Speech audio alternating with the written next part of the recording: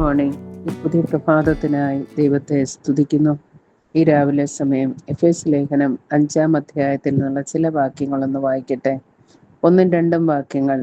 ആകയാൽ പ്രിയ മക്കൾ എന്ന പോലെ ദൈവത്തെ അനുകരിക്കുകയും ക്രിസ്തുവും നിങ്ങളെ സ്നേഹിച്ച് നമുക്ക് വേണ്ടി തന്നെത്താൻ ദൈവത്തിന് സൗരഭ്യവാസനയായി വഴിപാടും യാഗവുമായി അർപ്പിച്ചതുപോലെ സ്നേഹത്തിൽ നടക്കുകയും. 9-ാം വാക്യം. കർത്താവിന് 8:9 മുൻപേ നിങ്ങൾ ഇരുളായിരുന്നു, ഇപ്പോഴോ കർത്താവിൽ വെളിച്ചമാകുന്നു. കർത്താവിന് പ്രസാദമായത് എന്തെന്ന് പരിശോധിച്ചുകൊണ്ട് വെളിച്ചത്തിലുള്ളവരായി നടന്നുകൊള്ളുകയും. 15-ാം വാക്യം. ആകയാൽ സൂക്ഷ്മത്തോടെ അജ്ഞാനികളായിട്ടല്ല ജ്ഞാനികളായിട്ടത്രേ നടക്കുവാൻ നോക്കുവേൻ.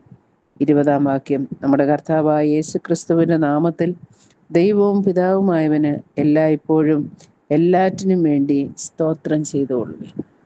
പ്രിയമക്കളായി വിളിക്കപ്പെട്ട ദൈവമക്കളെ കുറിച്ച് കർത്താവിൻ്റെ ഇഷ്ടമാണ് ഇവിടെ പറഞ്ഞിരിക്കുന്നത്. ഒന്നാമത്, ക്രിസ്തു നമുക്ക് വേണ്ടി തന്നെത്താൻ യാഗമായിട്ട് അർപ്പിച്ചു. അത് നമ്മോടുള്ള സ്നേഹത്തിൻ്റെ ഫലമായിരുന്നു. തൻ്റെ ഏകജാതനായ പുത്രനെ നൽകുവാൻ തക്കവണ്ണം ദൈവം ലോകത്തെ സ്നേഹിച്ചു എന്ന് പറഞ്ഞതിൻ്റെ ഒരു വലിയ പ്രദർശനമാണ് കാൽവറി ക്രൂശിൽ വെളിപ്പെടുത്തിയത്. കർത്താവ് തന്നെ യാഗമായി തീരുവാൻ നമുക്ക് വേണ്ടി അർപ്പിച്ചു. അതുപോലെ ദൈവത്തിൻ്റെ മക്കളെന്ന് വിളിക്കപ്പെടുന്ന നാം സ്നേഹത്തിൽ നടക്കണം. മറ്റുള്ളവർക്ക് വേണ്ടി യാഗമായി തീരുവാൻ, അവരെ നമ്മാലാവോളം സ്നേഹിക്കുവാൻ നാം ഏൽപ്പിച്ചു കൊടുക്കണം എന്നുള്ള വലിയ ഉത്തരവാദിത്വം നമ്മൾ പരമേൽപ്പിച്ചിരിക്കും. രണ്ടാമത്, ഇരുട്ടിൽ കഴിഞ്ഞിരുന്ന നമ്മെ, അന്ധകാരത്തിൻ്റെ പ്രവൃത്തികൾക്ക് അടിമകളായിരുന്ന നമ്മെ അന്ധകാരത്തിൽ നിന്ന് അത്ഭുത പ്രകാശത്തിലേക്ക് വിളിച്ചുകൊണ്ടുവന്ന ആ ദൈവസ്നേഹം. അതുകൊണ്ട് നാം എന്ത് ചെയ്യണം? ഇപ്പോൾ കർത്താവിൻ്റെ വെളിച്ചമായി തീർന്നു. കർത്താവ് പറഞ്ഞു, ഞാൻ വെളിച്ചമായിരിക്കുന്നു എന്നതുപോലെ നിങ്ങളും ലോകത്തിൻ്റെ വെളിച്ചമായിരിക്കുന്നു എന്ന്. വെളിച്ചത്തിലുള്ളവരായി നാം നടക്കണം. ഇരുട്ടിൻ്റെ പ്രവൃത്തികളെ വിട്ടൊഴിയണം എന്ന് കർത്താവ് നമ്മളെക്കുറിച്ച് ആഗ്രഹിക്കുന്നു. വീണ്ടും സൂക്ഷ്മത്തോടെ ജ്ഞാനികളായി നടക്കുവാൻ ദൈവം നമ്മെക്കുറിച്ച് ആഗ്രഹിക്കുന്നു. ഈ ലോകത്തിൽ നാം ജീവിക്കുമ്പോൾ കർത്താവ് തൻ്റെ ഗിരിപ്രഭാഷണത്തിലും പറഞ്ഞാണ്, നിങ്ങൾ പ്രാവിനെ പോലെ നിഷ്കളങ്കരും പാമ്പിനെ പോലെ ബുദ്ധിയുള്ളവരുമായിരിക്കണം. പലരും നമ്മെ തെറ്റിക്കുവാനായിട്ട് വന്നേക്കാം.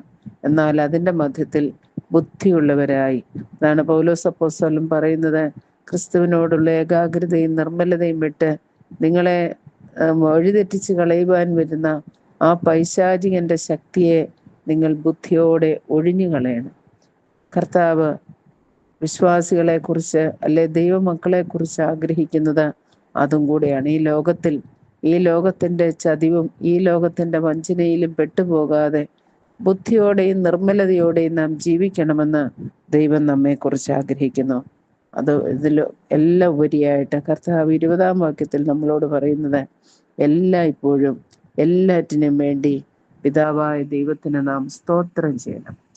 നല്ല കാര്യങ്ങൾക്കും അനുഗ്രഹങ്ങൾക്കും ഒക്കെ പലപ്പോഴും സ്തോത്രം ചെയ്യുവാൻ നാം തുനിഞ്ഞേക്കാം. എന്നാൽ എല്ലാറ്റിനു വേണ്ടി, ഏത് സംഭവിച്ചാലും, ആപത്തോ അനർത്ഥമോ ദുഃഖമോ മരണമോ വേർപാടോ എന്തു തന്നെയായി തീർന്നാലും അതിന് സ്തോത്രം പറയുവാൻ നമുക്ക് സാധ്യമാകുന്നുണ്ടോ?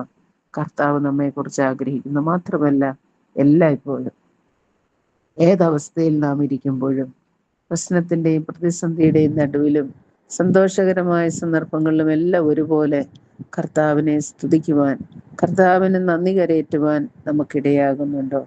അതും ദൈവം നമ്മെക്കുറിച്ച് ആഗ്രഹിക്കുന്നതായ കാര്യങ്ങളാണ്. ഇതിൻ്റെ എല്ലാം അടിസ്ഥാന കാരണം നാം പ്രിയ മക്കളായി വിളിക്കപ്പെട്ടിരിക്കുന്നു എന്നുള്ളത് കൊണ്ടാണ്.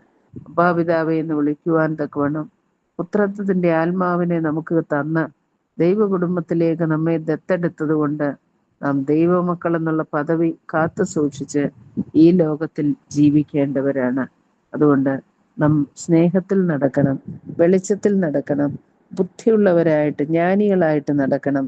മാത്രമല്ല, എല്ലാറ്റിനും എല്ലായ്പ്പോഴും എപ്പോഴും പിതാവായ ദൈവത്തിന് സ്തോത്രം പറയുന്നവരായിരിക്കണം എന്ന് ദൈവം നമ്മെക്കുറിച്ച് ആഗ്രഹിക്കുന്നു. ഇന്ന് പകൽക്കാലം ഇത് നമ്മുടെ ജീവിതത്തിൽ പ്രാവർത്തികമാക്കുവാൻ ദൈവത്തിൻ്റെ പരിശുദ്ധാത്മാവ് നമ്മെ സഹായിക്കട്ടെ. God bless.